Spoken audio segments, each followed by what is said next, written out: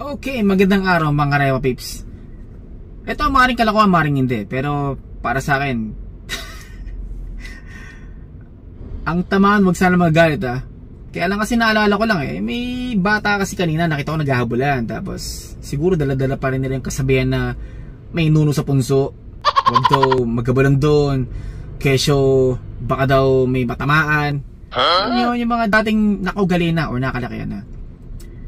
Una sa lahat, sabihin ko na rin muna, yung punso, isa na ako doon, bata ako, naalala ko noon, pag naglalaro kami ng mga kababata ko, naging paranoid din kami, kahit paano, syempre, nakalakihan namin yung mga nuno sa punso, kung ano itsura ba niya, kung mukha ba yung batang maligno nakalampen, o maiksi yung short, o nakabrief lang na unanong nakakatakot. Alam niyo, yung kung ano maglalaro sa isip niyo, pwera pa yung duwende, diba? So, balik tayo sa nuno sa punso na yan. Ang punso, kung di pa nagkaano yung bahay namin, hindi ko malalaman na yung punsong sinasabi is yun yung lugar o pundasyon or pinakakaharian ng mga pesteng ani na yan. In short, nandun yung queen, yung reyna ng mga anay sa punso. Diyos ko, yung punsong yung pag may nakita kayo, I suggest tumawag kayo ng pest control. Ipatreat yung punso na yun, walang lalabas na nunuron dahil hindi totoo ang nuno. Matakot kayo pag pest control, may lumabas na anay or higanting anay na kasing laki mo. Yun, doon ka matakot kaysa sa nuno na kung sino man yung nagsabi may nuno.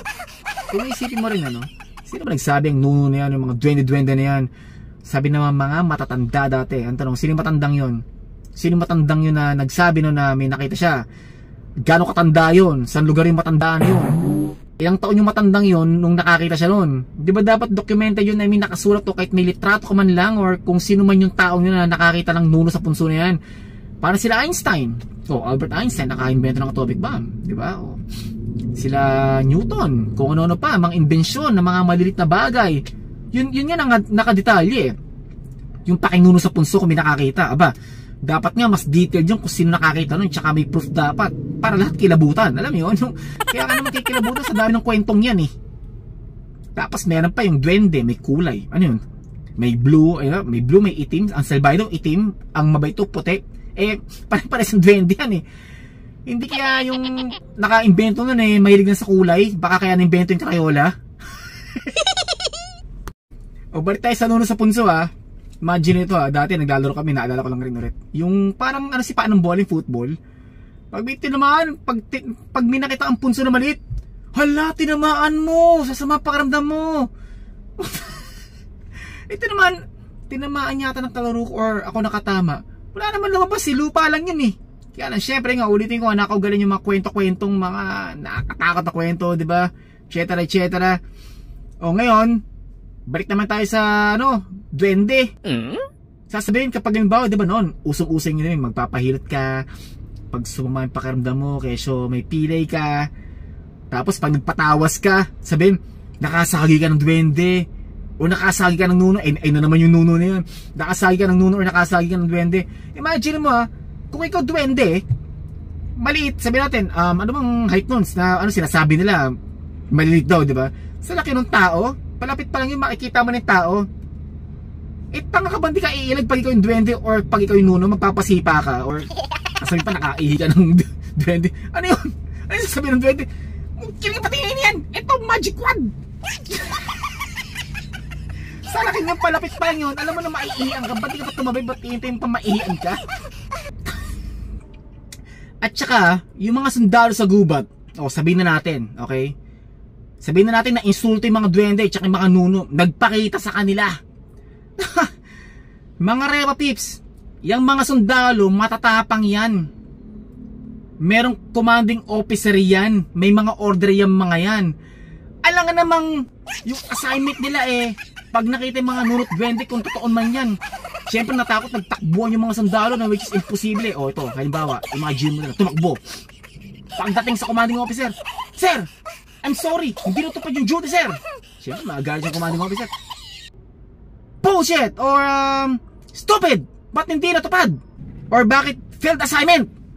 Ano naman isagot nung, battalion commander ba tawag doon? Yung pinaka-front? Anyway, kung ano man yun. Anong sabihin? Sir! May nakita ko duwende, sir! May mga daradalang duwende sila, sir! Nagharap ng pwes, matutulugan, sir! Baka masipa namin sila, sir! Para mami sa sobrang init nung commanding officer, barilin bigla yung leader na yun. O di ba? O kaya kung sakaling hindi man bumalik yung yung batalyon na nabigyan ng assignment, eh syempre ang layo ng binaba nilang bundok or ang layo na ng nilakad nila o ng nalakad nila. Sabihin na natin may nagpakitang duwende or nuno.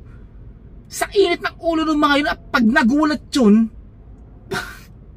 baka tingin ng mga yun sa mga nunot duwende, mga unanong kalaban, pagbabarilin agad yun. Diba? So malabo talaga yung sinasabi eh. Tapos ito pa, isa pa, in addition na, diba? Pag yung mga mapupunong lugar, mga madidilim na lugar, dyan doon naglalabasan, dyan doon naglalaro yan. Kung totoo yan, ang unang-unang makakasaksin yung mga sundalo, yung mga naka-duty. Kung sino-sino, mga sundalo, mga terorista, kung sino-sino man yung mga nasa gubat na yan. Imagine ito sundalo ha. Binigyan ng halimbawa, duty assignment o. Mag-grouping kayo doon, mag-run kayo doon sa isang lugar na yun para makarating kayo sa ganitong bayan, ganito. Sa dami ng punong yon, kung totoo yung mga kapre na yung mga duwende at mga nuno na yan, sa dami ng mga sundalo, kung totoo yung nakakasipa sila, nakakaihi sila, imposible sa mga sundalo yung naglalakad sa gubat, malamig doon, puro hangin, di ba? Or malamig yung simen ng hangin, imposible walang maihi dyan. Eh saan iihi yan? Eh gubat yun. Maghanap pa ba ng CR yun? Siyempre sa mga puno-puno. O dun, kung talagang totoo yung mga duwende, libo-libo yung mga duwende, libo-libo yung mga nunong naglalaro doon, eh ba't wala tinatama ng ihi doon? Tsaka kung tutusin, sasabihin ng iba, hindi kasi takot sa baril yung mga yun eh. Takot sa baril? Eh may power yung mga yun, may magic wand. Kung to man yung mga duwende nuno na yan, matatakot sa baril. Eh di kung tutusin pag totoo, hindi pwedeng agawin ng mga duwende yung baril na, tapos pag naiyan sila, sa kanila baril yun. Diba? Nuno.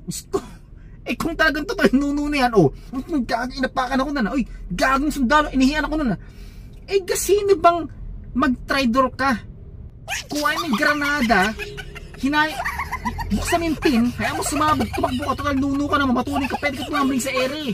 Makapangyarihan ka, di ba? O 20 ka, may magic ka nga eh. Tapos granada, di ka makakailag. May magic ka, ihe, tatamaan ka. Tapos masisipa ka, masasagi ka. Baklasang 20, tangang nuno.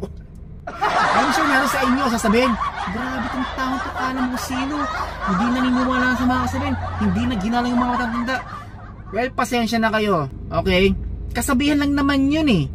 Kaya ngayon sa akin lang is, anong pangalan ng mga matatandang yun, ng mga nakakita ng mga duwende, nakakita ng mga nuno, nakakita ng kapre, na may proof?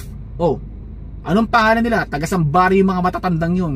Ulitin ko, ilang taon yung matandang yun nung nakakita siya noon? Sino yung matandang yun? Bakit uso ng cellphone, uso ng social media, ba't wala nang mga nakakakita na ng mga duwende at nuno na yan? Diba kung isipin? Baka mamaya kulang na lang, biglang may makaisip pa na pag may sumapakaramdam, nagpahilot, nasagi mo yung duwende, nagte-text, tinamaan mo. O kaya, pagkakita sa tawas, tinawas ka, nakaihi ka ng duwende, may kausap siya sa cellphone, tinamaan mo, galit na galit sa'yo.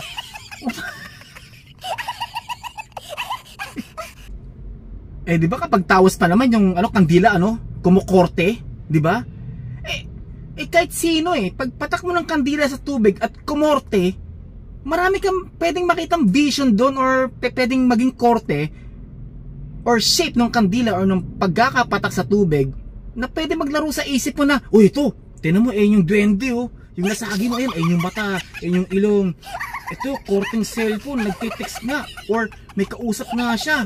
Tapos makikita, nakasimangot, itingkila niya, nakasimangot kasi nung may kausap siya, habang nagsasalita, naihian mo, basang-basa yung cellphone, tsaka basa rin yung mukha niya.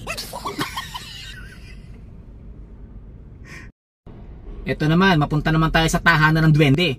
Kung yung nuno sa punso daw nakatira, di ba usually dati, ewan ko lang kung tama ako yung mga kabote, pag may sumusulpot na kabote, doon nakatira yung mga duwende sa mga mushroom, sa mga malalaki. Ang daming health benefits ng mushroom, except sa poisonous mushroom, kung meron, di ba? Tama, may mga poisonous mushroom, di ba? Tama, okay. Ibig sabihin, sa dami ng mga hinarvest na mga mushroom or kabote, dati pa, ibig sabihin, billion or million or billion or trillion na mga duwending nawalan ng tahanan. Aba, kung tao nga, pag nawalan ng tahanan, pag sinira or pag na-damage, pag nabato ng bahay, masama loob, duwende pa, tinanggalan mo ng tahanan. Anong gagawin sir? bahay ko, ito magic wand. Ito pa, meron pa ako naalala rin dati, yung mga, isa sa mga sikat na kwento yung pag may nagpapakita raw na maligno or masamang kaluluwa sa isang puno, kaya may ginto raw doon or sa bahay, pag may nakaupo daw doon o may nagbabantay o may nagpaparamdam, may ginto raw doon. Tanong, anong mapapala ng mga malignong yun kung totoo man, ng mga duwende, mga lamang lupang yan sa ginto? Ano yun? Anong mapapala nila sa ginto? Hindi naman sila pwedeng magpuntang pawn shop, kakatakutan sila. Paano nila bibenta yung mga ginto? Anong itsura nila? Ito, imagine nyo, balik tayo sa duwende. Sige, galing sa lupa or galing sa punsong sinasabi nyo, di na rin mga ginto, isipin mo. Uta, baka pag nakita ng pusa yung kalmutin pa yun O kaya pag nakita mo nagdalaan sa kali yun, magtatakbuhan mga tao pag totoo yun. Paano pa kaya sa pawn shop pag nagpunta yun? Baka yung gwardiya himatayin. Hindi nila mapapakalabakan yung ginto pag totoo yun. Unang-una, anong pangalan? Siyempre, sabihin na natin pinagbigyan. Sabihin natin naunawaan ng teller. Ay, namang lupa. Sige mo, kailangan mo itong ito. Ano bang pangalan mo? Kasi kailangan for the record Ano papakitang ID ng nuno tsaka duwende na yun? Anong pangalan nila? Sa liit, sige. Mag-isip tayong pangalan. Ano ba nababagi sa pangalan pag malilit na tao? Sabihin na natin Buringgitilla City Bre. Ayun, pangalan na maliit. Halimbawa, kahit paano match. Buringgitilla City Bre. Buringgitilla City Bre. Asang picture mo? Saan ka nakatira? Wala kang address. Kahit na may pangalan kang ganun, wala kang address, hindi ka obra sa pawn shop. Hindi mo na nang pwedeng ilagay doon, punso.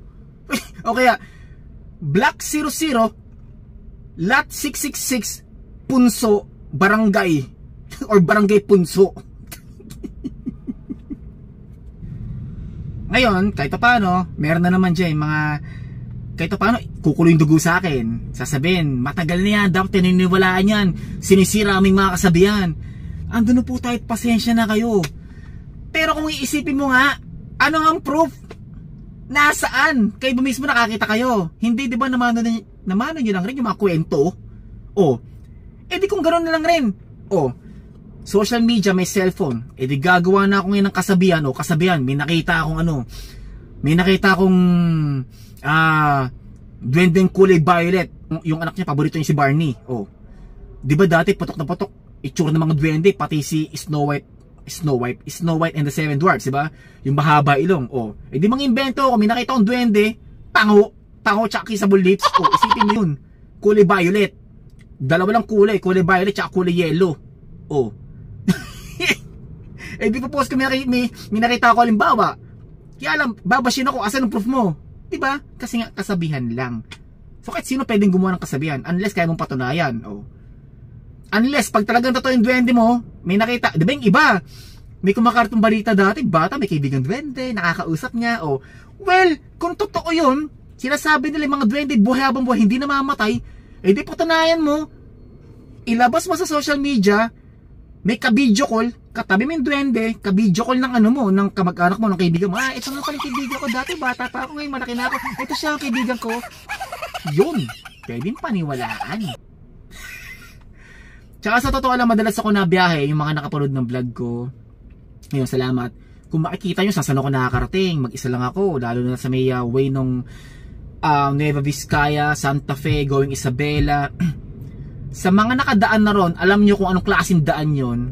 And I'm sure naranasan nyo rin yung ilang minuto na mag-isa ka lang na umiikot doon sa bundok na walang ilaw. Kasi 80% nung kabuuan nung sigsag na yun, walang kuryente. Hindi naman sa walang kuryente. Walang ilaw yung daan. Umaambon-ambon pa, may hangin. Nag-aabang ako magpapakita. Ang tugtog ko metal, hinina ako na nga lang Sabi ko nga, pag may nakita, pag may sumakay dito halimbawa, kasi diba dati kahit saan, putok yung, or may mga kwento na may sumasakay dyan, sa bundok na yan, sa sigsag dyan, may sumasakay, alisto ka. Nag-aabang ako, panintingin ko sa rearview mirror, wala naman. So, ang tugtog ko metal. Pag may nakita ako sa gitna, na nakaitim at humedbang, headbang din ako. Kaso wala Hindi lang sa hindi lang yung way going to Gigaraw. Siyempre, mapunta naman tayo sa south. Yung sigsag, yung sa taas, yung sakop ng Atimonan pag umuwi ako sa tita ko sa Lopez. Nakailang daan din ako ron sa may taas. Oh. Na kung tutusin, in fairness, mas nakakatakot pa rin talaga dun sa sinasabi ko, yung sa may Santa Fe. Talagang iba dun.